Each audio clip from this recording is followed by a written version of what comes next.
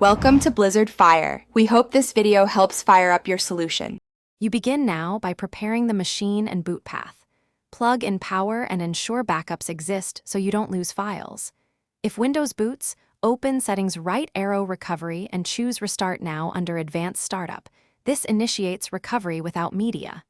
If Windows won't start, prepare USB installation media using Microsoft's tool on another PC.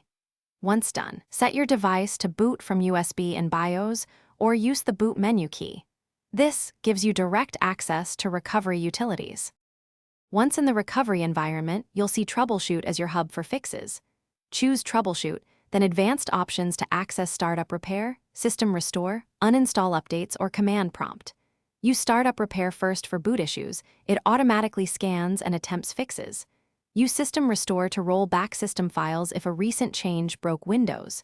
If you need firmware settings, select UEFI firmware settings. Make sure to read prompts. Choosing the wrong option can reset settings or remove updates. You finish by applying the chosen repair and restarting to confirm success. If Windows still won't boot, use Command Prompt from Advanced Options and run bootrec commands. Bootrec /fixember, /fixboot, and /rebuild to repair boot records. These target common boot corruption. If problems persist, note any error codes and retry different tools or uninstall recent updates. Make sure to keep the recovery USB and your notes. They speed follow-up or professional help and prevent repeating needless steps. Thanks for watching. If you found this helpful, don't forget to like and subscribe.